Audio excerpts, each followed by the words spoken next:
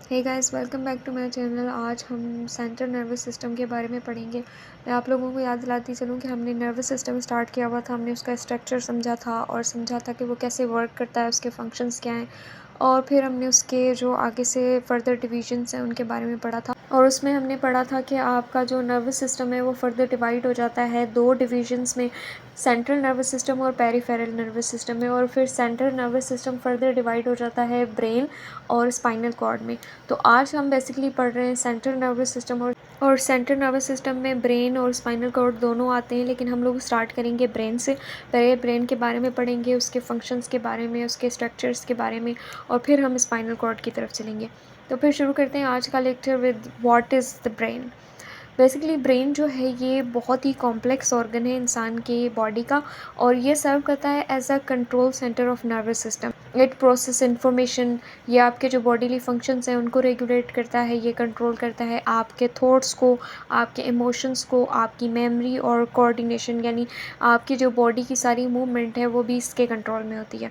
अगर मैं simple words में इसको बयान करने की कोशिश करूँ तो ये एक सॉफ्ट सा मटीरियल है, व्रिंकल्ड ऑर्गन है इंसान के बॉडी का, जो कि बना हुआ है बहुत सारे न्यूरॉन्स से और गैलियल सेल से।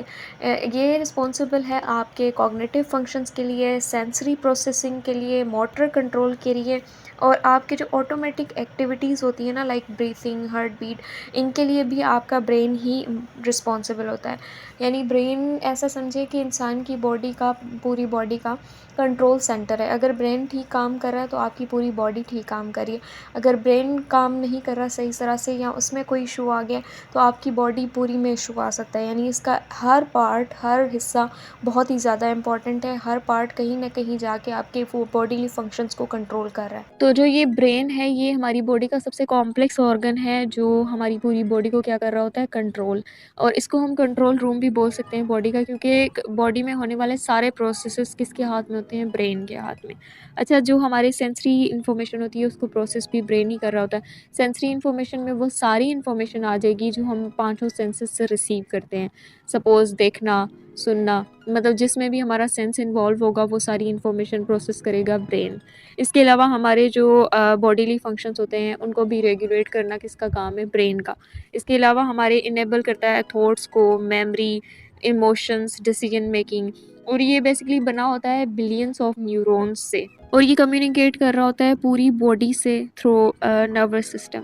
इसके बाद हम बात करते हैं ब्रेन की प्रोटेक्टिव लेयर्स के बारे में, क्योंकि ब्रेन जो है वो वाइटल ऑर्गन है तो इसकी प्रोटेक्शन भी इतनी इंपॉर्टेंट है।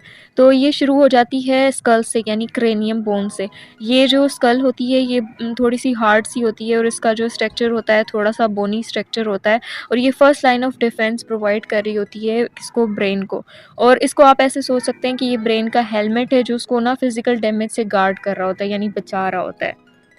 अच्छा, क्रेनियम के बाद आ जाती है मेनिंजेस। मेनिंजेस जो है वो 3 थिन लेयर्स होती हैं टिश्यू की, जो ब्रेन और स्पाइनल कॉर्ड के सराउंडिंग में होती हैं, और ये उसको एक्स्ट्रा प्रोटेक्शन प्रोवाइड कर रही होती हैं। अच्छा, ये 3 लेयर्स कौन सी होती हैं? फर्स्ट होती है ड्यूरा मैटर।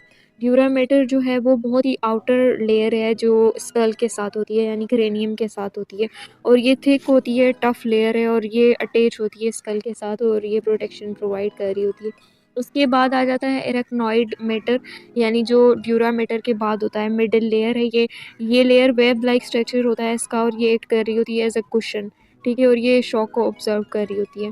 और इसके बाद आ जाता है पिया मैटर। पिया मैटर सबसे इनर लेयर है जो बिल्कुल ब्रेन के ऊपर आ रही होती है, और ये ब्रेन को नरिशमेंट और प्रोटेक्शन दोनों डायरेक्टली प्रोवाइड कर रही होती है। अच्छा, जब इन तीनों प्रोटेक्टिव लेयर्स में से किसी में इन्फेक्शन हो जाता है तो इस इन्फेक्शन को, यानी इस बीमारी को, मेनिंजाइटिस कहते हैं। और एक और चीज़ है कि जो हमारा पिया मैटर है और एराक्नॉइड मैटर है, इन दोनों के दरमियान एक किस्म का फ्लूइड पाया जाता है, जिसे हम लोग CSF फ्लूइड भी बोलते हैं, यानी सेरिब्रोस्पाइनल फ्लूइड। जब किसी को कोई ऐसी शिकायत होती है और उसको चेक करवाना होता है कि कोई इन्फेक्शन है या नहीं है, तो अक्सर इस फ्लूइड को निकाल कर टेस्ट किया जाता है। जैसे ब्लड टेस्ट लिया जाता है ना, इसी तरह ये फ्लूइड निकाल कर टेस्ट किया जाता है कि सब कुछ ठीक है या कोई इन्फेक्शन तो नहीं।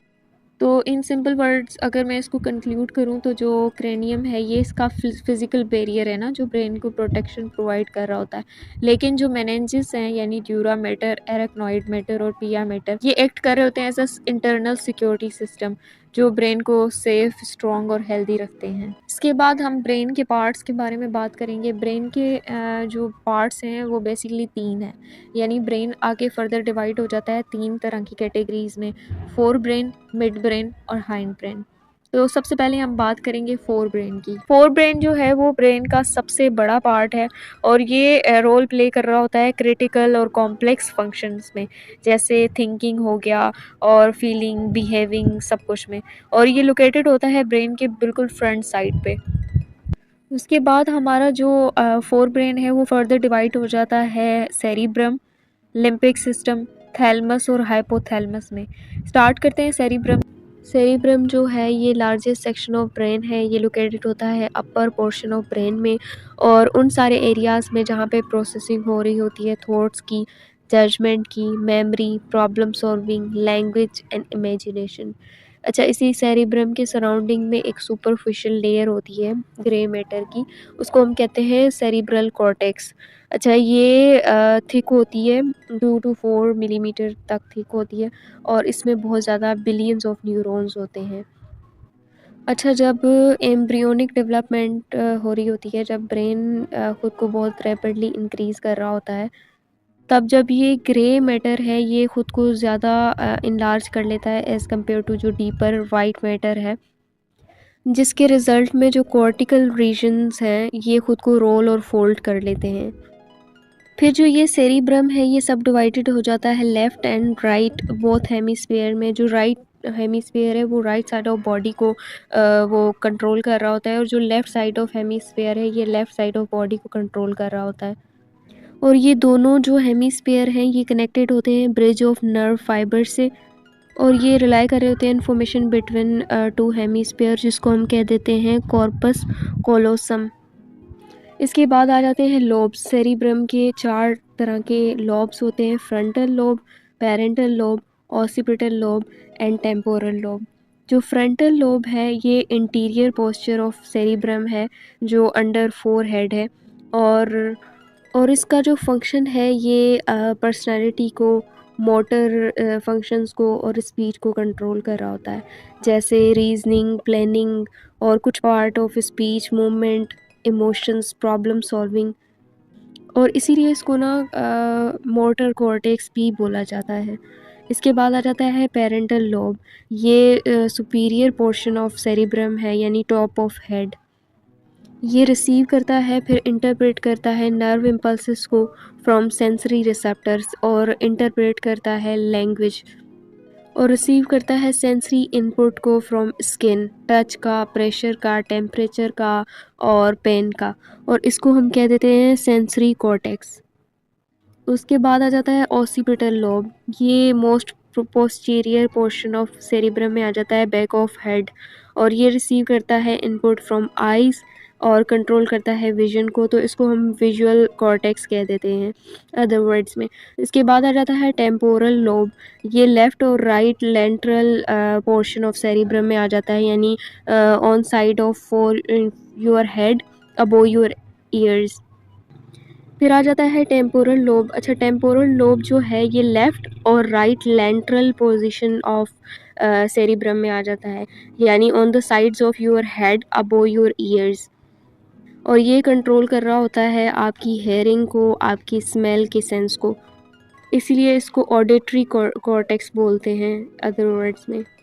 इसके बाद फंक्शंस ऑफ सेरिब्रम की अगर मैं बात करूं तो ये मोर लाइक फंक्शन करता है, कंट्रोल करता है आपके वॉलेंट्री मूवमेंट्स को, सेंसरी फंक्शंस को like perception of pain, temperature, touch, hearing, taste, smell, और कंट्रोल कर रहा होता है इंटेलिजेंस को, स्पीच को, मेमोरी को और लर्निंग ईटीसी।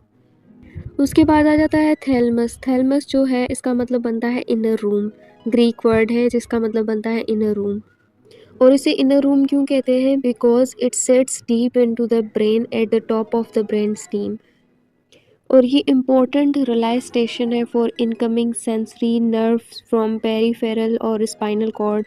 जो इन्फॉर्मेशन आ रही होती है थैलमस उसको रिसीव कर रहा होता है और फिर अप्रोप्रिएट एरिया को पास कर रहा होता है।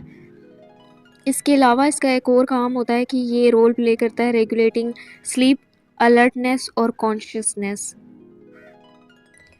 और different impulses of pain, temperature, touch, pressure. अच्छा, उसके बाद हाइपोथैलेमस आ जाता है। ये स्मॉल आलमंड शेप का स्ट्रक्चर होता है इसका, और ये इसकी लोकेशन जो है ये बिलो द थैलेमस आ जाता है, यहाँ लाई करता है अंडर द थैलेमस। और इसकी अगर मेन फंक्शंस की मैं बात करूँ तो ये रेगुलेट करता है बॉडीली फंक्शंस को, जैसे आपका टेम्परेचर, हंगर, थ्रस्ट, इवन आपका जो स्लीप वेक साइकिल है या मेंस्ट्रुअल साइकिल है उसको भी रेगुलेट करता है। और इसका एक और काम है कि ये रिलीज़ करता है hormones through connection with the pituitary gland, और मेंटेन करता है होम्योस्टेसिस, बॉडी की जो इनर बैलेंस है उसको मेंटेन करने में ये बहुत ऐसे हेल्पफुल रहता है। फिर हम बात करेंगे लिम्बिक सिस्टम की। अच्छा, लिम्बिक सिस्टम जो है ये ग्रुप ऑफ इंटरकनेक्टेड स्ट्रक्चर्स हैं जो इन्वॉल्व हैं इन इमोशन, मेमोरी, और ये की कंपोनेंट्स हैं जो इंक्लूड करते हैं हिप्पोकैम्पस, अमेगडाला और सेंग्युलेट कॉर्टेक्स। अगर मैं हिप्पोकैम्पस की बात करूँ तो हिप्पोकैम्पस जो है ये भी स्मॉल सा पार्ट है लिम्बिक सिस्टम का, और इसकी स्ट्रक्चर जो होती है वो सी हॉर्स शेप्ड होता है ये। तो इसका जो नाम है वो भी इसी से पड़ा है, क्योंकि ये ग्रीक वर्ड है हिप्पोकैम्पस, हिपोस यानी हॉर्स और कैंपस यानी सी मॉन्स्टर, क्योंकि इसकी शेप भी ज़रा थोड़ी सी कर्व्ड शेप है तो इन्होंने इसका नाम हिप्पोकैम्पस रख दिया है। इसका जो मेन फंक्शन है वो शॉर्ट टर्म मेमोरी को लॉन्ग टर्म मेमोरी में कन्वर्ट करना है, और इसका बहुत इम्पोर्टेंट रोल है आपके डिक्लेरेटिव मेमोरी में। इसके अलावा ये क्लोजली वर्क करता है एमिगडाला के साथ ताकि लिंक करे इमोशंस और मेमोरीज़ को, और इसकी लोकेशन भी deep with in the temporal lobe है ईच साइड ऑफ हेमिस्फीयर। इसके बाद जो आपने सुना होगा डिजीज़ वगैरह, क्योंकि इसका मेमोरी के साथ ज़्यादा काम है, तो आपने सुना होगा अल्जाइमर्स डिज़ीज़ और एमनेसिया जैसे। तो इन दोनों डिजीज़ में सबसे पहले जो पार्ट इफ़ेक्ट होता है ना आपके ब्रेन में वो हिप्पोकैम्पस है। अल्ज़ाइमर में भी मेमोरी लॉस से पहले सबसे पहले ये पार्ट आपका इफ़ेक्ट होता है, और उसके बाद अमनेसिया में भी inability to form new memories में इसकी वजह से होता है। और इसके अलावा आपने सुना होगा क्रोनिक जो स्ट्रेस और डिप्रेशन है इसमें भी ये हिप्पोकैम्पस श्रिंक कर जाता है, एक कॉर्टिसोल जो हार्मोन है स्ट्रेस का उसके इफ़ेक्ट की वजह से। तो इसके अलावा एक बहुत मज़े की बात है हिप्पोकैम्पस के बारे में कि ये ब्रेन के उन फ्यू रीजन्स में से एक है जो न्यूरोजेनेसिस कर सकते हैं, मीनिंग कि ये जनरेट कर सकते हैं न्यूरॉन्स को इवन अडल्टहुड में, जो बहुत मतलब इम्पोर्टेंट रोल प्ले करता है आपकी लर्निंग में, मेमोरी में। इसके बाद अमेगडाला आ जाता है। अमेगडाला जो है ये भी स्मॉल सा पार्ट है लिम्बिक सिस्टम का, और ये इसकी जो शेप होती है वो almond shaped cluster of nuclei होती है, और ये लोकेटेड होता है with in the temporal lobe of brain. इसके अलावा की पार्ट है ये लिम्बिक सिस्टम का, क्योंकि ये क्रिटिकल प्रोसेसिंग ऑफ इमोशंस कर रहा होता है। इमोशनल प्रोसेसिंग में ये रोल प्ले कर रहा होता है आपके इमोशंस में, जैसे फेयर, एंगर, प्लेजर। और जो लोगों में एक ख़ासियत होती है कि वो दूसरों के फेशियल एक्सप्रेशन से समझ जाते हैं इमोशंस, तो ये भी ब्रेन में इस पार्ट की वजह से होता है कि आप समझ पाते हैं कि दूसरे के फेशियल एक्सप्रेशन से वो कैसा मतलब फ़ील कर रहा है। फ़ाइट एंड फ्लाइट रिस्पॉन्स में भी ये अमेगडाला ही है जो बॉडी को एक्टिवेट कर रहा होता है स्ट्रेस रिस्पॉन्स में ड्यूरिंग थ्रेटनिंग सिचुएशन। फिर उसके बाद हाइपोथैलेमस के साथ काम करके बॉडी को प्रिपेयर कर रहा होता है फॉर एक्शन। और कुछ डिसऑर्डर्स हैं जैसे एंजाइटी डिसऑर्डर है, पीटीएसडी है, डिप्रेशन है। ये वाले जो डिसऑर्डर्स हैं ये तब होते हैं जब ओवर एक्टिविटी होना शुरू हो जाए ना अमेगडाला में, तो उसके साथ लिंक्ड होते हैं ये वाले जो डिसऑर्डर्स हैं, एंजाइटी, पीटीएसडी, डिप्रेशन। इवन जो ऑटिज़म होता है ये भी अमेगडाला में फंक्शन डिफरेंटली या इफ़ेक्ट करता है आपके सोशल और इमोशनल इंटरेक्शन को, जिसकी वजह से ऑटिज़म होता है। इसके बाद आ जाता है सिंग्युलेट कॉर्टेक्स, ये भी पार्ट है लिम्बिक सिस्टम का, और अगर इसकी मैं लोकेशन की बात करूँ तो ये मीडियल सरफेस ऑफ ब्रेन में पाया जाता है, और ये फोल्डेड होता है इन रीजन ऑफ ग्रे मैटर, और ये भी इन्वॉल्व होता है इमोशनल रेगुलेशन में, डिसीजन मेकिंग में, और स्पेशली आपके अटेंशन में। अच्छा, हमारा फोर ब्रेन कंप्लीट हुआ, उसके बाद आ जाता है मिड ब्रेन। अच्छा, मिड ब्रेन जो है ये बहुत स्मॉल सा और क्रिटिकल पार्ट है ब्रेन स्ट्रीम में, और ये लोकेटेड होता है बिटवीन फोर ब्रेन और हाइंड ब्रेन, और ये एज अ रिले स्टेशन सर्व कर रहा होता है बिटवीन फोर ब्रेन और mid brain for sensory and motor signals. इसके जो की स्ट्रक्चर्स हैं वो है टेक्टम और टेगमेंटम। जो ये टेक्टम है ये विजुअल रिफ्लेक्सेस और ऑडिटरी रिफ्लेक्सेस जो होते हैं उनको इंक्लूड कर रहा होता है, और जो टेगमेंटम है इसको हाउस ऑफ रेड न्यूक्लियस भी बोला जाता है, क्योंकि ये मोटर कोऑर्डिनेशन में इन्वॉल्व होता है। ऑल्सो इसका एक और फंक्शन ये होता है कि ये प्रोड्यूस करता है डोपामिन को to link with the movement and reward. Finally हम ब्रेन के लास्ट पार्ट के बारे में पढ़ेंगे, यानी हाइंड ब्रेन के बारे में। अच्छा, हाइंड ब्रेन जो है वो लोअर सेक्शन ऑफ ब्रेन है, और it involves in many vital functions such as heart beat, respiration, balance, etc. ये हाइंड ब्रेन भी फर्दर डिवाइड हो जाता है तीन मेजर पार्ट्स में। सबसे पहले आता है सेरिबेलम। सेरिबेलम जो है ये इम्पॉर्टेंट पार्ट है हाइंड ब्रेन का, और ये कंट्रोल करता है इक्विलिब्रियम को, body position, coordination of actions of an individual muscles, और जो कॉम्प्लेक्स एक्टिविटीज़ होती हैं जैसे वॉकिंग, रनिंग, राइडिंग, बाईसाइकिलिंग, ये या फिर जो डेलीकेट वर्क होते हैं जो हम अपने हाथों की उंगलियों से करते हैं, ये सारा काम जो है वो सेरिबेलम के अंडर आता है। इसके अलावा ये लर्निंग, मेमोरी की स्टोरेज जैसे बिहेवियर्स में भी बहुत हेल्पफुल रहता है। इसके बाद आ जाता है पोन्स। पोन्स जो है ये छोटा सा पार्ट है ब्रेन का, और ये एक्ट करता है as a bridge between cerebellum, medulla oblongata और सेरिब्रम। उसके बाद थर्ड पार्ट आ जाता है मेडुला ऑब्लोंगेटा, और ये पार्ट कंट्रोल करता है बॉडी के ऑटोमेटिक फंक्शंस को, जैसे इंसान का हार्ट बीट हो गया, ब्लड प्रेशर, रेस्पिरेशन, ये। और इसका एक और फंक्शन होता है रिफ्लेक्सिव एक्शन का, जैसे कफिंग हो गया, स्नीजिंग हो गया, ये भी इसी का फंक्शन है। अब हम बात करेंगे सेंट्रल नर्वस सिस्टम के सेकंड पार्ट के बारे में, यानी स्पाइनल कॉर्ड के बारे में। स्पाइनल कॉर्ड जो है ये बहुत ही इंपॉर्टेंट स्ट्रक्चर है बिटवीन बॉडी एंड ब्रेन। इसका बेसिकली काम ये है कि ये ब्रेन और बॉडी के दरमियान सिग्नल्स को ट्रांसफ़र करता रहता है। और स्पाइनल कॉर्ड की अगर मैं लेंथ की बात करूँ तो ये 45 cm यानी सेंटीमीटर का होता है, और ये होता है स्टार्ट फ्रॉम सर्विकल स्पाइन से लेकर लंबर स्पाइन तक एक्सटेंड करता है। और अगर मैं इसकी प्रोटेक्टिव लेयर्स के बारे में बात करूँ तो जैसे मैंने ब्रेन में बताई थी कि मेनिंजेस होती हैं 3 प्रोटेक्टिव लेयर्स, इसी तरह स्पाइनल कॉर्ड की भी वही तीनों प्रोटेक्टिव लेयर्स हैं। पहली है ड्यूरा मैटर जो हार्ड होती है, प्रोटेक्शन प्रोवाइड करती है, थिक होती है, और इसके अलावा फिर एराक्नॉइड मैटर आ जाता है, वो सेकंड नंबर पे आता है, और इसमें फ्लूइड होता है CSF, और इसके बाद ये कुशनिंग प्रोवाइड कर रही होती है एराक्नॉइड मैटर जो है। इसके बाद पिया मैटर आ जाती है जो बिल्कुल इनर वाली होती है, स्पाइनल कॉर्ड के साथ डायरेक्ट इन कांटेक्ट होती है। ये बहुत डेलिकेट होती है, और ये स्पाइनल कॉर्ड को नरिशमेंट और प्रोटेक्शन दोनों प्रोवाइड कर रही होती है। और अगर मैं स्ट्रक्चर ऑफ स्पाइनल कॉर्ड की बात करूँ तो इसके ना कुछ इंपॉर्टेंट फीचर्स हैं, जैसे ग्रे मैटर और वाइट मैटर। ग्रे मैटर जो है वो स्पाइनल कॉर्ड के बिल्कुल सेंटर में होता है, एच या बटरफ्लाई शेप में होता है, और इस ग्रे मैटर में जो है न्यूरॉन्स वो होते हैं और जो सिग्नल्स को प्रोसेस कर रहे होते हैं। इसके बाद वाइट मैटर आ जाता है, ये आउटर पार्ट है ना जो नर्व फाइबर्स से भरा होता है, और इसका काम है सिग्नल ट्रांसमिशन। अच्छा, जो स्पाइनल कॉर्ड है इसको 31 सेगमेंट्स में डिवाइड किया जाता है।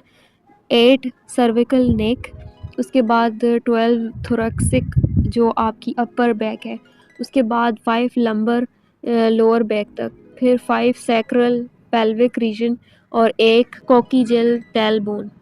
और इस स्पाइनल कॉर्ड के जो फंक्शंस हैं उनमें पहला फंक्शन आ जाता है सिग्नल ट्रांसमिशन का। ये सेंसरी इंफॉर्मेशन भेजता है हमारे ब्रेन को, और मोटर कमांड्स जो होती हैं वो भेजता है हमारी बॉडी को। इसके बाद उसका सेकंड फंक्शन है रिफ्लेक्सिव एक्शंस, जैसे क्विक जर्क्स और इस तरह की जो ऑटोमेटिक रिस्पॉन्सेज होते हैं वो इसकी रिस्पॉन्सिबिलिटी है।